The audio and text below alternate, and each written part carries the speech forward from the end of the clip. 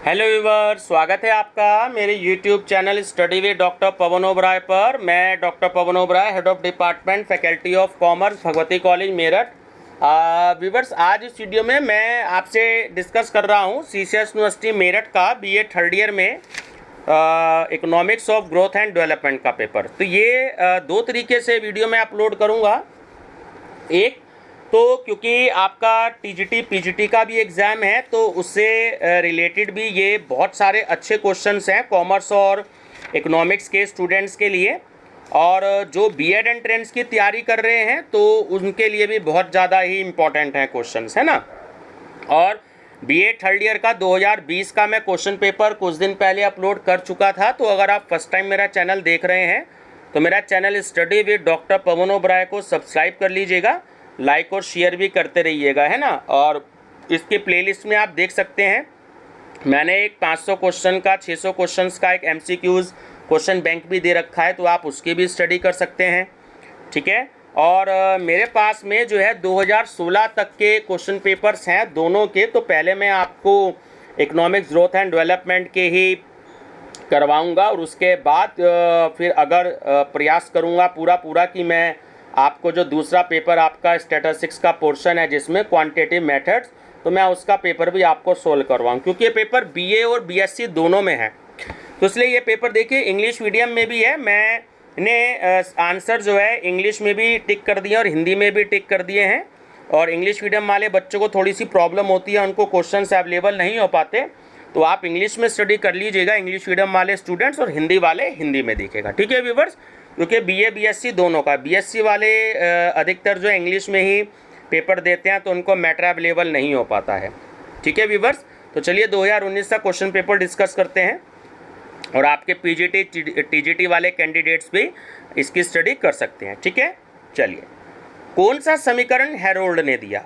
तो option number B कि GW = S/CR। निम्नलिखित में से किस राज्य ने सबसे पहले मानव विकास रिपोर्ट, जो कि HDR कहते हैं शॉर्ट में, ह्यूमन डेवलपमेंट रिपोर्ट, प्रस्तुत की थी? तो ये मध्य प्रदेश ने। सहलग्नता सिद्धांत विकास के किस मॉडल के बहुत ज़्यादा नज़दीक है? वो है ऑप्शन बी कि असंतुलित विकास मॉडल। स्वयं सुफुर्त से पूर्व अवस्था का सर्वप्रथम किस देश में प्रारंभ हुआ था? पश्चिमी यूरोप में। निम्न में से कौन सा कारक मीड के विकास मॉडल से संबंधित नहीं है? विदेशी व्यापार। हर्षमैन के अनुसार निम्न में से किस उद्योग में कुल सहलग्नता उच्चतम होती है? वो होती है लोहा एवं इस्पात में। विकास के बिना असंभव है, तो वो है आपकी घरेलू बचत, ठीक है। आर्थिक विकास के साथ श्रम शक्ति का, ऑप्शन ए, कृषि से क्षेत्र के साथ हस्तांतरण होता है। जैसे जैसे आर्थिक विकास होता है आय असमानता वक्र हो जाता है, तो वो ऑप्शन भी सही है कि उल्टा यू के आकार का हो जाता है ना। वर्तमान में बहुत इंपॉर्टेंट क्वेश्चन है कि वर्तमान में जीडीपी की गणना का आधार वर्ष है, तो वो है 2011-12। आर्थिक विकास की दर शून्य होने का अर्थ है, तो वो है राष्ट्रीय आय में वृद्धि न होना। इतिहास की भौतिकवादी व्याख्या प्रस्तुत करने वाला चिंतक है, वो है कार्ल मार्क्स। द्वितीयक सिद्धांत का प्रतिपादन किसने किया था? J.H. बुके ने। निम्न में से कौन सा समीकरण H. सिंगर ने दिया? तो ऑप्शन ए सही है कि D = SP-R। यदि आर्थिक विकास दर 2% हो और पूंजी उत्पादन का अनुपात 5:1 हो, तो विनियोग की दर कितनी होगी? 10%। अल्प विकसित देशों की व्यापार शर्तें प्रतिकूल होने का कारण है, देखिए दोनों ही हैं कि आयात मांग बेलोचदार होना और निर्यात मांग का लोचदार होना। तो ऑप्शन सी सही है कि ए और बी दोनों। लेविस मॉडल के अनुसार द्वैत अर्थव्यवस्था केवल विकास कर सकती है, जबकि ऑप्शन नंबर ए सही है कि आधुनिक क्षेत्र का पारस्परिक क्षेत्र से उत्पाद अनुपात ज़्यादा हो। ठीक है। शुम्पिटर के अनुसार ऑप्शन ए कि पूंजीवाद की सफलता ही उसके विनाश का कारण है। निम्न में से कौन सा कारक किसी देश के व्यापार की शर्तों को प्रभावित करता है? तो तीनों ही हैं, व्युत्क्रम मांग भी है, रुचि में परिवर्तन भी है और आर्थिक वृद्धि भी है। तो ऑप्शन डी करेक्ट है ना, उपयुक्त सभी।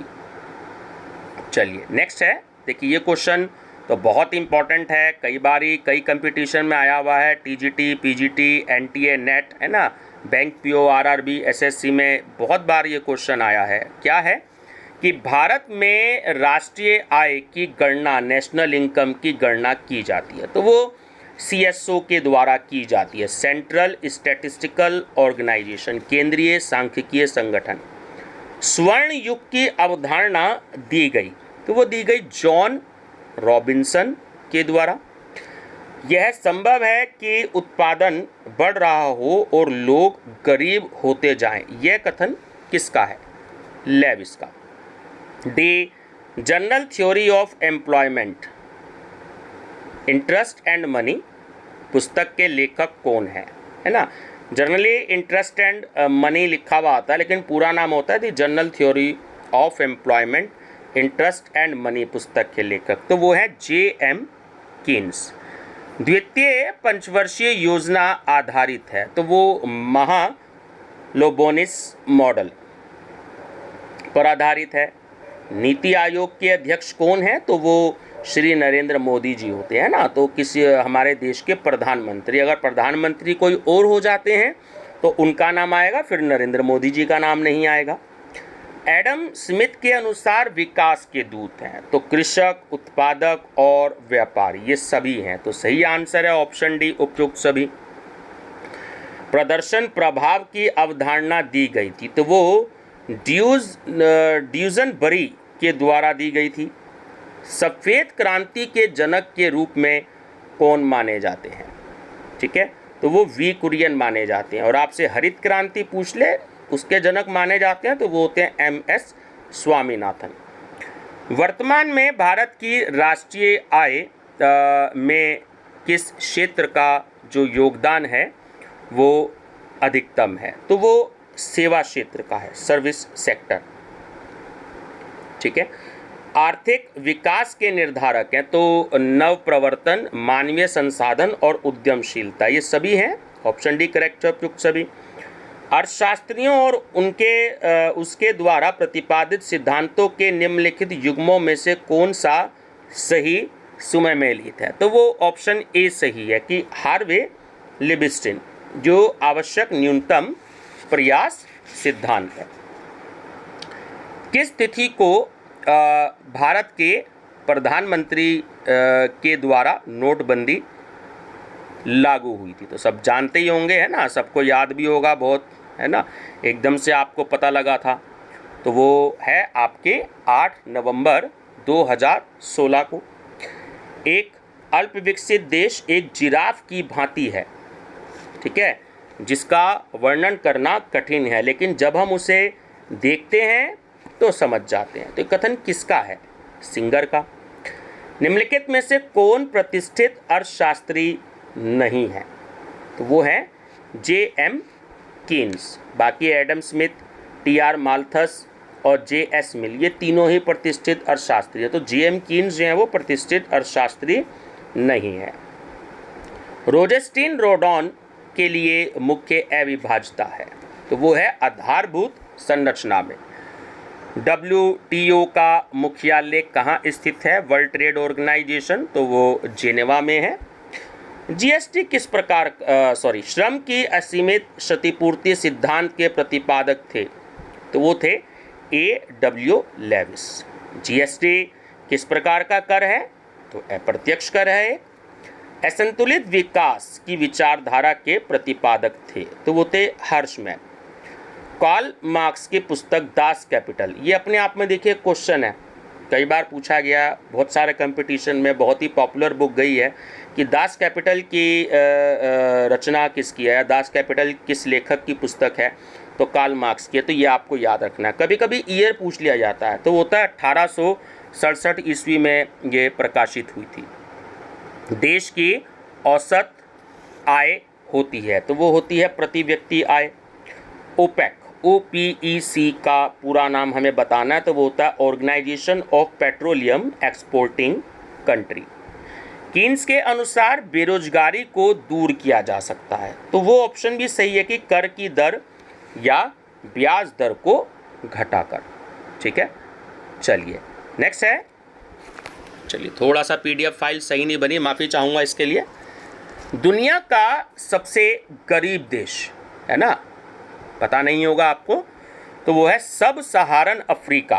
सब सहारन अफ्रीका ये दुनिया का सबसे गरीब क्षेत्र है। धुरीधार संतुलन की परिकल्पना किस अर्थशास्त्री द्वारा दी गई? हेरोल्ड द्वारा। प्रोफेसर कुंजनेट्स ने आर्थिक विकास को मापने का तरीका बताया है। राष्ट्रीय आय। भारत में आर्थिक विकास अवश्य होगा यदि निम्न गतिविधि घटित होती है, तो वो होती है पूंजी निर्माण। HDI के घटक हैं, तो वो है जीवन प्रत्याशा सूचकांक। चलिए, विकास के सोवियत साम्यवादी मॉडल पर अब भी निर्भर 2 देश हैं, तो वो हैं क्यूबा और उत्तर कोरिया। गुणक प्रभाव मापते हैं किसके द्वारा? तो ये ऑप्शन करेक्ट है, M/1 - MPC। लेविस ने पूंजी निर्माण का निर्धारक तत्व माना है, तो बैंकों को भी माना है और पूंजी बचत को भी माना है, तो ऑप्शन C करेक्ट है, A और B दोनों। निम्न कथनों में से सही कथन को पहचानिए, तो जो केवल पहला स्टेटमेंट है, ऑप्शन A ही इसमें सही है। पहला स्टेटमेंट सही है कि WTO के प्रमुख महानिदेशक होते हैं ना, ये कथन बिल्कुल सही है। HDI की अवधारणा लोकप्रिय बनाई, तो वो महबूब उल हक ने बनाई। शुम्पिटर के अनुसार, तो ऑप्शन नंबर C जो है वो आपका सही है। शुम्पिटर के अनुसार जो है नवप्रवर्तन आर्थिक विकास के लिए सबसे महत्वपूर्ण है। WTO की स्थापना कब हुई?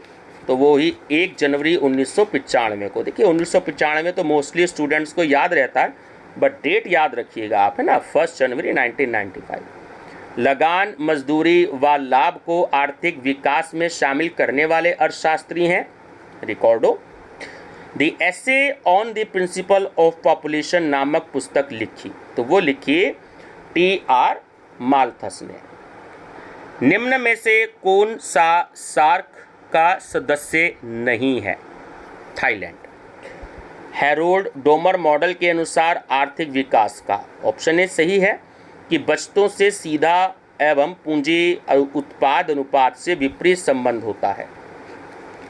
निर्धनता के दुष्चक्र सिद्धांत के पूर्ति पक्ष के अनुसार एक देश गरीब है क्योंकि ऑप्शन बी कि वह पहले से ही इतना गरीब है कि बचत व निवेश नहीं कर सकता। विश्व विकास रिपोर्ट किसका वार्षिक प्रकाशन है? ये NTA नेट में भी आया हुआ क्वेश्चन है। विश्व विकास रिपोर्ट जो है वो एक्चुअली प्रकाशन है विश्व बैंक का, वर्ल्ड बैंक का। ठीक है। मार्क्स द्वारा दी गई आर्थिक विकास की अवधारणाओं का सही प्रारूप क्या है? तो ऑप्शन बी करेक्ट है।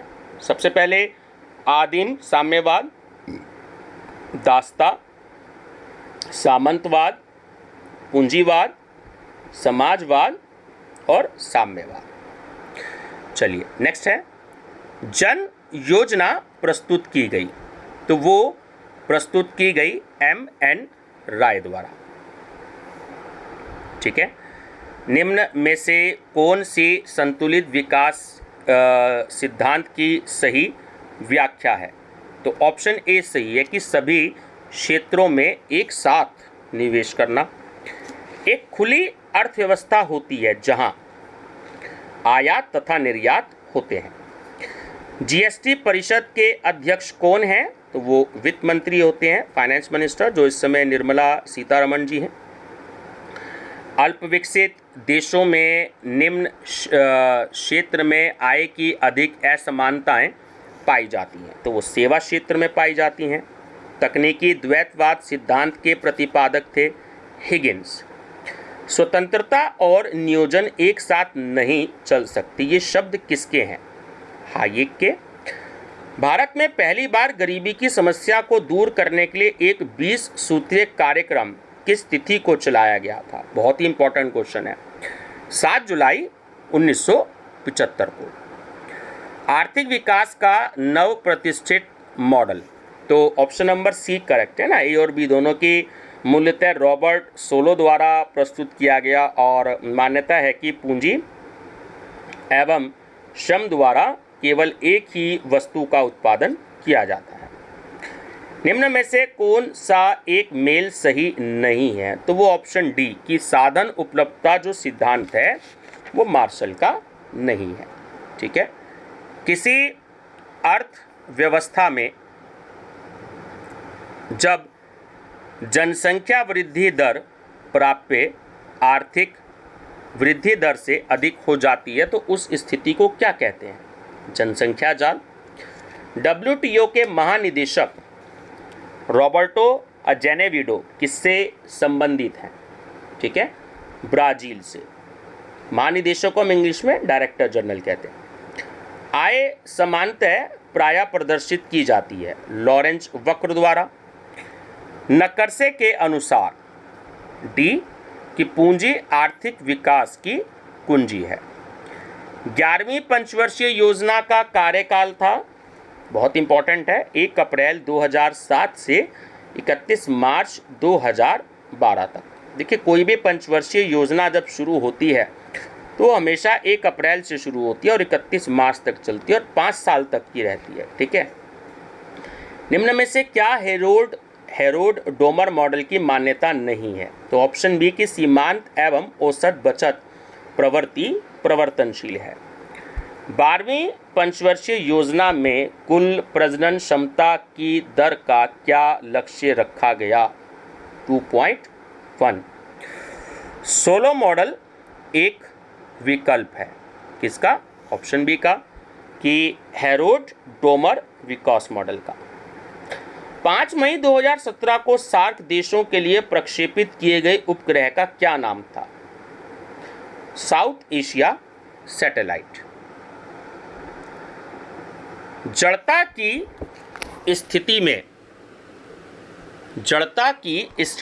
स्थिति में शुम्पीटर के सिद्धांत की निम्न में से कौन सी एक मान्यता नहीं है? तो ऑप्शन नंबर बी सही है कि अर्थव्यवस्था पूर्ण रोजगार से नीचे। सार्क का मुख्यालय स्थित है, तो देखिए काठमांडू में है और काठमांडू जो है वो नेपाल में है, नेपाल की कैपिटल है, राजधानी है। DWCRA का पूरा मतलब फुल फॉर्म क्या है? तो वो है development of women and children in rural areas.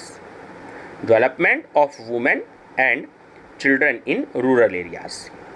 निम्नलिखित में से कौन सी सापेक्ष गरीबी को मापने की एक विधि है? तो वो है गरीबी रेखा। किसी अर्थव्यवस्था की आर्थिक वृद्धि दर को बढ़ाया जा सकता है, तो ऑप्शन सी सही है कि मानव पूंजी निर्माण में निवेश करके। सोलो विकास मॉडल पूर्वानुमान करता है कि डी कि गरीब देश अमीर देशों से ज़्यादा तेजी से विकास करेंगे। भारत में जनगणना प्रत्येक कितने वर्ष पश्चात होती है? तो आप जानते ही हैं 10 वर्षों के पश्चात है। पूर्व के वर्षों में भारत के व्यापार संतुलन में घाटे का कारण है, तो तीनों ही हैं कि आयात बहुत ज़्यादा बढ़ जाना, निर्यात में धीमी वृद्धि और ऊंची लागत व निम्न कोटि का उत्पादन। तो ऑप्शन डी जो है वो बिल्कुल सही है कि उपयुक्त सभी। निम्न में से क्या आर्थिक विकास का कारक नहीं है? मुद्रा जो होती है वो आर्थिक विकास का कारक नहीं होती, ध्यान रखेंगे। निम्न में से सही वाक्य का चुनाव कीजिए। तो ऑप्शन नंबर ए बिल्कुल सही है। केवल फर्स्ट पॉइंट की अदृश्य बेरोजगारी में श्रम की सीमांत उत्पादकता शून्य होती है। निम्न में से किस राज्य ने सबसे पहले रोजगार गारंटी योजना लागू की थी? तो ये करी थी महाराष्ट्र ने। ठीक है, ध्यान रखेंगे, रोजगार गारंटी योजना महाराष्ट्र ने लागू करी थी। निम्न में से कौन सा हरित क्रांति का एक भाग था? तो तीनों ही थे, HYV बीज, रासायनिक खाद्य और सिंचाई। तो सही आंसर है ऑप्शन डी उपयुक्त सभी। निम्न में से कौन सी संस्था मानव विकास रिपोर्ट तैयार करती है?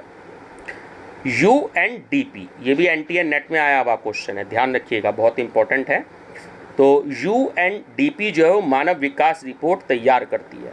भारत में सबसे अधिक लोग कार्यरत हैं वस्त्र उद्योग में, जो टेक्सटाइल इंडस्ट्री होती है। तृतीय क्षेत्र में सम्मिलित नहीं किया जाता। तो जो विद्युत है, इलेक्ट्रिसिटी है, उसको तृतीय क्षेत्र में सम्मिलित नहीं किया जाता। एडम स्मिथ ने किसके पक्ष में तर्क दिए हैं? स्वतंत्र व्यापार के पक्ष में। असंतुलित विकास सिद्धांत में दो प्रकार के निवेश माने गए हैं। तो ऑप्शन ए सही है कि सामाजिक ऊपरी पूंजी निवेश तथा प्रत्यक्ष उत्पादक निवेश।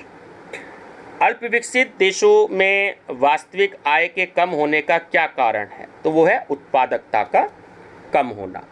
और लास्ट क्वेश्चन है व्यूअर्स, इसमें क्वेश्चन नंबर 100 कि देश में तकनीकी प्रगति के लिए किस तत्व का होना आवश्यक है? तो इसमें तीनों ही तत्व होने आवश्यक हैं, उद्यमशीलता, शिक्षा का उच्च स्तर और नव प्रवर्तन। तो ऑप्शन डी करेक्ट है ना, उपयुक्त सभी। और ये सीचर्स यूनिवर्सिटी मेरठ ने जो आंसर शीट प्रोवाइड कराई है ये भी आपके सामने है। ठीक है व्यूअर्स, तो ये बहुत ही ज़्यादा इंपॉर्टेंट क्वेश्चन है, हिंदी इंग्लिश दोनों मीडियम के। तो एक तरीके से 200 क्वेश्चन हो गए, 100 क्वेश्चन तो इंग्लिश मीडियम में और 100 क्वेश्चन हिंदी मीडियम में। ठीक है व्यूअर्स, वो प्लेलिस्ट में आप विजिट करिएगा, इसकी प्लेलिस्ट बनी हुई है इकोनॉमिक ग्रोथ एंड डेवलपमेंट, उसमें हिंदी में 600 MCQs भी मैंने दे रखे हैं, तो आप लोग उसकी विजिट करिएगा। मैं नेक्स्ट वीडियो में जो है आपको जो है 2018 का क्वेश्चन पेपर भी अवेलेबल करवाऊंगा। 2016 तक के मेरे पास क्वेश्चन पेपर है ना। तो TGT PGT वालों के जो भी एग्ज़ाम है तो उनके लिए भी ये क्वेश्चन बहुत ज़्यादा हेल्पफुल रहेंगे, चाहे उन्होंने कॉमर्स से भरा हो चाहे उन्होंने इकोनॉमिक्स से भरा हो। तो बहुत ही बढ़िया क्वेश्चन है, आप इनकी स्टडी जरूर कर लीजिएगा। ठीक है व्यूअर्स, तो वीडियो पसंद आए तो लाइक शेयर सब्सक्राइब जरूर कर लीजिएगा। Thank you.